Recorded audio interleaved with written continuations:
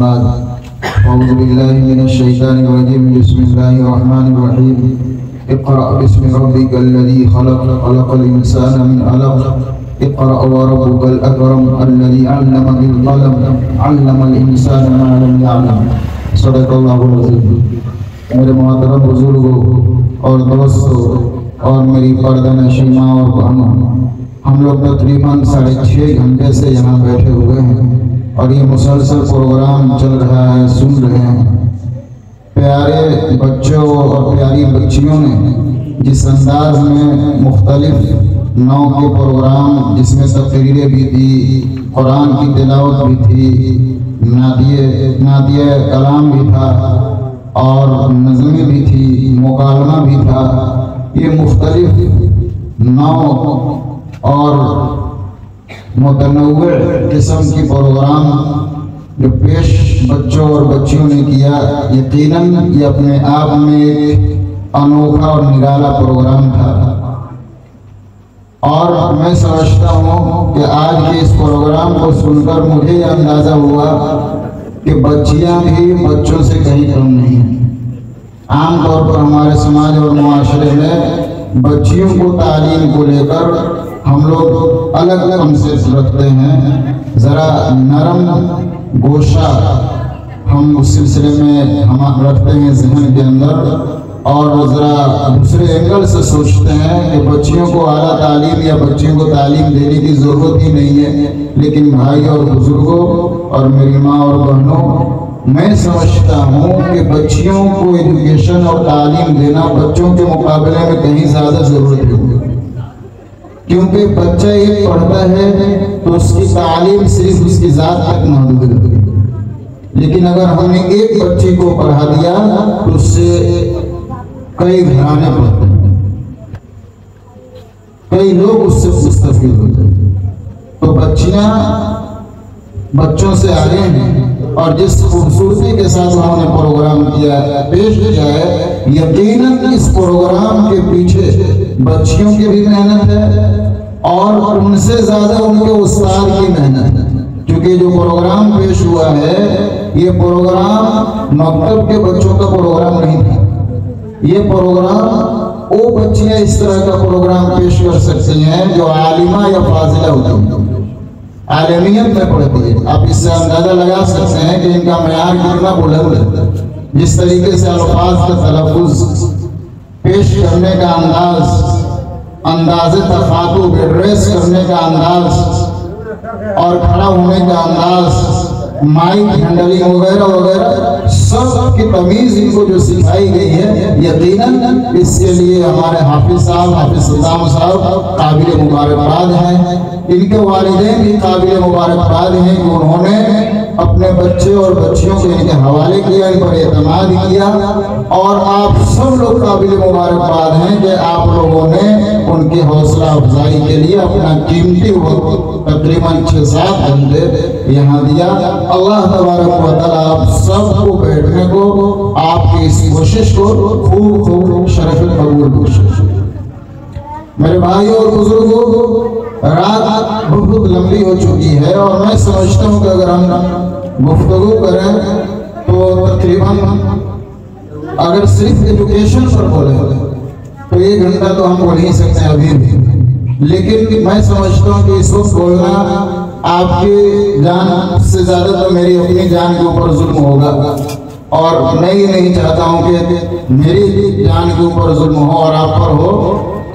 कभी वक्त मिला, अल्लाह ने चाहा आप वक्त दें तो इंशाअल्लाह ये उन्वान है तालीमी बेदारी और इस्लाह मुआशरा कॉन्फ्रेंस। इस दोनों उन्वान पर मैंने सोचा कि शुरू में कि शायद वक्त मिलेगा तो मैं बोलूँगा, लेकिन वक्त नहीं मिला। आखिरी बात मैं ये कहूँगा आपसे, तालीम के हवाले से जो हाफिज साहब ने, आफ्ताब साहब ने जो बयान किया है, यकीनन वो बहुत कीमती बात है। बहुत मुख्तसर अंदाज में गोया कि उन्होंने दरिया को कूजे में समझ लिया, प्याले में समझ लिया। तालीम इंसान की सबसे अहम जरूरत। इंसान भूखा रह सकता है, इंसान प्यासा रह सकता है, इंसान गुर्बत की जिंदगी गुजार सकता है, इंसान हर कुछ कर सकता है, लेकिन एक इंसान का जाहिल रहना उसके पेशानी पर और उसके कौम की पेशानी पर सबसे बड़ा दाग है। जहालत सबसे बड़ा है दुनिया में, जहालत से बड़ा है कोई नहीं सकता। जितनी भी कौमें तरक्की याफ्ता है, चाहे यूरोप के ममालिक को देख लें, अक़वाम जो अक़वाम है दुनिया के उनको देख लें, अगर कोई कौम आगे बढ़ी है तो वो कौम है जिन्होंने तालीम को सीने से लगाया है।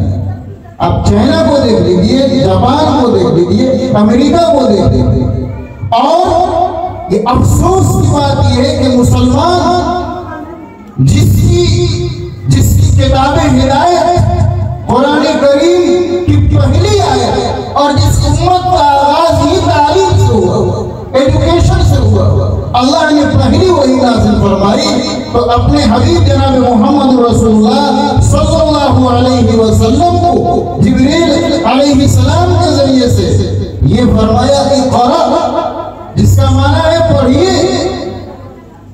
पढ़ने से इस उम्मत का आगाज, जिस उम्मत का आगाज ही पढ़ने की तलकीन से हुआ, पढ़ने से हुआ हो, वो उम्मत भला तालीम में पीछे हो, ये इस उम्मत के लिए शर्म की बात है। इसलिए हमें और आपको चाहिए कि हम तालीम को प्राइवेट दें, तरजीह, और तालीम में दोनों, दीनी तालीम भी और दुनियावी तालीम भी, जैसा कि हाफिज साहब ने बताया।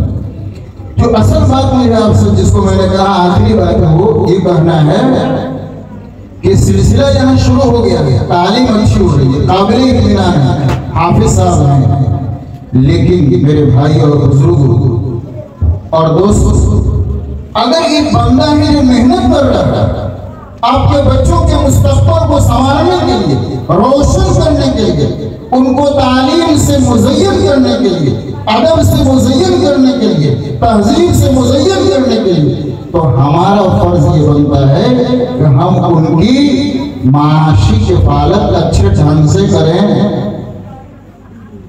समझ रहे हैं ना, कोई गाली उर्दू नहीं हो रही है, फाइनेंशियल नीड जो उनकी है उसकी हम ढंग से किफ़ालत करें, उसको देखें। आमतौर पर हमारे इलाके में अइम्मा की जो तनख्वाह है वो बहुत कम, ये महंगाई का जमाना है,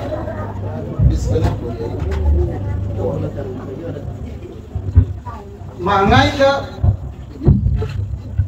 का जमाना है। हम सब जानते हैं कि इस वक्त जो लोग 50,000, 40,000, 30,000 सैलरी और 1 लाख सैलरी कमाते हैं, वो भी महंगाई का रोना रो रहे हैं। और हमारे अइम्मा हजरात जो 10,000 और 5,000 रुपये काम कर रहे हैं, बताइए उनके घर का क्या हाल है। तो हमें और आपको चाहिए कि अपने इमाम की क्या करें, इनकी इज्जत करें, इज्जत ख्याल रखें। ख्याल रखने का क्या मतलब, मौलवी साहब सलाम अलैकुम, इज्जत का क्या मतलब, मौलवी साहब सलाम अलैकुम नहीं, सलाम कीजिए, लेकिन सलाम के साथ साथ इनको हदिया भी दीजिए। भले से आप तनख्वाह देते हैं 100 रुपये महीने के, लेकिन इमाम साहब से सलाम कीजिए, और अल्लाह ने दिया है तो इनको हदिया भी दीजिए, इनको गिफ्ट दीजिए, इनको अलग से भी कुछ आप दीजिए, ताकि इनका दिल लगे, ये और मेहनत करें, और आपके बच्चों के मुस्तक़बिल को बनाने के लिए ये फिक्रमंद रहें, कोशिश करें। इसलिए अब इस बात को भी मैं ज्यादा दूर नहीं दे सकता हूँ, बहुत ज्यादा हो चुका है ऑलरेडी। हमें आपसे यही गुजारिश है कि आप इनका हर एतबार से ख्याल रखें। आमतौर पर अच्छे लोग नहीं मिलते, एक बात याद रखिए, अच्छे लोग बहुत आसानी से नहीं मिलते हैं। अल्लाह ने आपको एक अच्छा इमाम दिया है, एक अच्छा हाफिज दिया है, जो मेहनत से काम कर रहे हैं, तो आपकी जिम्मेदारी बनती है कि आप इनकी कदर करें, इज्जत करें, और हर एतबार से इज्जत करें। मैंने शायद इशारों में या खुलकर आप से जो कहना था मैंने कह दिया, आप समझ चुके हैं। अल्लाह तबारक व तआला हमें और आपको कहने सुनने से ज्यादा अमल की तौफीक अता फरमाए।